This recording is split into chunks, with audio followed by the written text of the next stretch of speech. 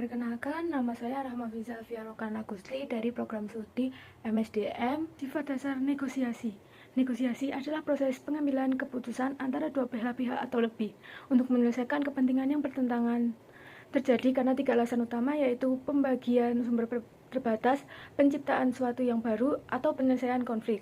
Jadi situasi negosiasi meliputi adanya dua pihak atau lebih, adanya kebutuhan atau keinginan yang sering bertentangan, para pihak memiliki pilihan untuk bernegosiasi, terjadi proses pemberian dan penerimaan, lalu kedua pihak lebih memilih negosiasi daripada konflik terbuka. Selanjutnya ada strategi dan taktik tawar-menawar distributif, yaitu tawar-menawar distributif terjadi saat pihak-pihak memperjuangkan sumber yang terbatas dengan hasil menang kalah atau win-lose. 4 strategi utama yaitu pendekatan kesepakatan ke titik resistensi lawan, yang kedua meyakinkan lawan mengubah batas resistensinya, yang ketiga menciptakan rentang kesepakatan positif, lalu yang terakhir meyakinkan lawan bahwa kesepakatan tersebut adalah yang terbaik.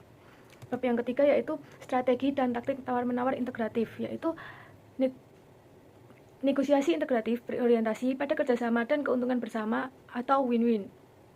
Jadi negosiator integratif yaitu negosiator yang jujur dan berintegritas, bermental cukup atau tidak rakus, dewasa dan memiliki pemikiran sistematik, mampu mendengarkan dengan empati. Keberhasilan bergantung pada tujuan bersama, saling percaya, komunikasi yang jelas, dan keyakinan terhadap kemampuan penyelesaian masalah. Kegagalan sering disebabkan oleh sejarah konflik sebelumnya, keyakinan bahwa semua masalah bersifat kompetitif atau pandangan jangka pendek. Bab keempat yaitu strategi dan perencanaan. Perencanaan adalah kunci utama keberhasilan negosiasi.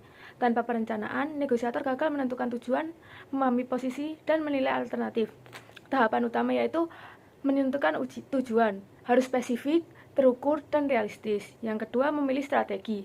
Bisa bersifat kompetitif, kolaboratif, akomodatif, atau menghindar, tergantung kepentingan dan hasil hubungan.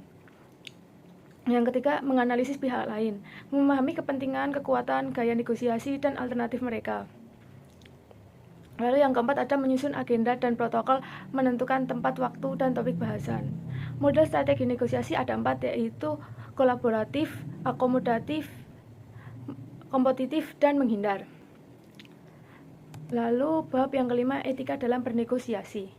Etika adalah standar moral yang menentukan apa yang benar dan salah dalam tindakan manusia, termasuk saat bernegosiasi.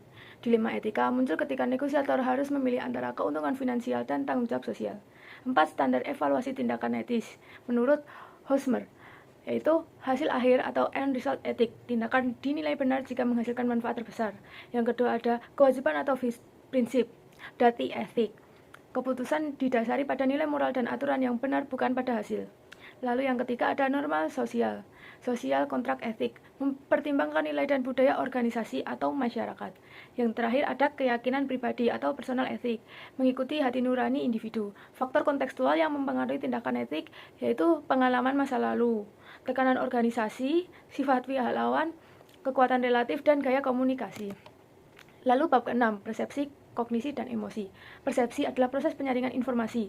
Distorsi persepsi seperti stereotip, persepsi selektif, dan proyeksi sering menyebabkan salah paham. Pembingkaian atau framing menentukan cara seseorang melihat isu, misalnya bingkai hasil, identitas, ataupun proses.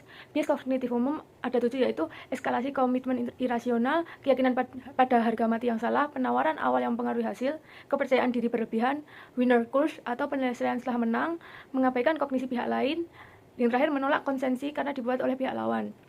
Emosi juga berperan. Emosi positif dapat mendorong kerjasama dengan hasil integratif.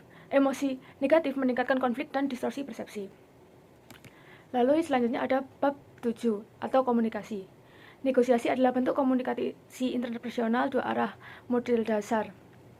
Melibatkan pengirim pesan, saluran penerima, dan umpan balik. Faktor penting dalam komunikasi negosiasi, kejelasan pesan, dan ketepatan interpretasi. Komunikasi verbal dan nonverbal, mendengarkan aktif yaitu fokus pada isi dan perasaan pihak lain. Lalu yang terakhir, hambatan komunikasi bisa terjadi karena gangguan persepsi, salah tafsir, atau emosi. Negosiasi efektif mampu menyelesaikan gaya komunikasi sesuai dengan konteks dan menjaga arus informasi dua arah. Bab yang ke-8 yaitu menentukan dan menggunakan kekuatan negosiasi.